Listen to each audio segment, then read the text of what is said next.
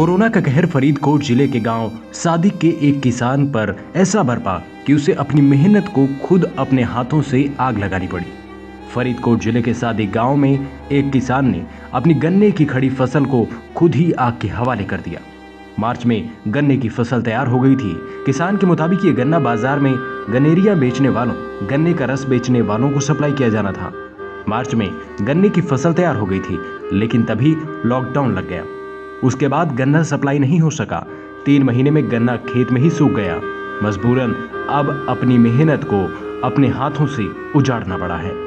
ਝੋਨਾ ਲਾਉਣ ਕਰਕੇ ਝੋਨੇ ਦੇ ਵੀ ਟਾਈਮ ਲੰਘਦਾ ਜਾਂਦਾ ਸੀ ਜੀ, ਬਾਸਮਤੀ ਲਾਉਣੀ ਹੈ, ਇਸ ਕਰਕੇ ਮਜਬੂਰੀ ਸਾਨੂੰ ਸਾੜਨਾ ਪਿਆ ਜੀ। ਇਹ ਬਾਈ ਜੀ ਮੈਨੂੰ 2 ਸਾਲ ਹੋ ਗਏ, 3 ਸਾਲ ਖੇਤੀ ਕਰਦੇ ਨੂੰ ਗੰਨੇ ਦੀ। 2 ਏਕੜ ਦੀ ਮੈਂ ਗੰਨੇ ਦੀ ਖੇਤੀ ਕਰਦਾ।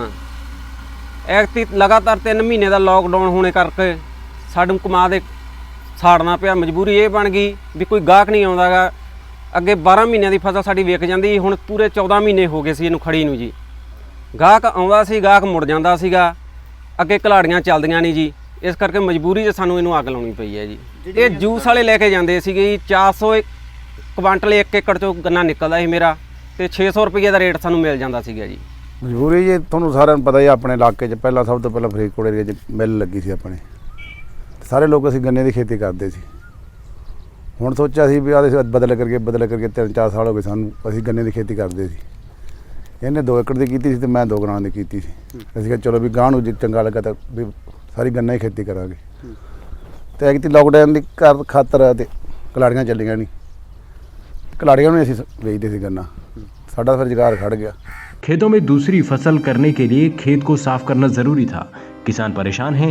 उनका कहना है कि अभी उसे खेत की सफाई के लिए भी अपने पास से और पैसे खर्च करने पड़ेंगे।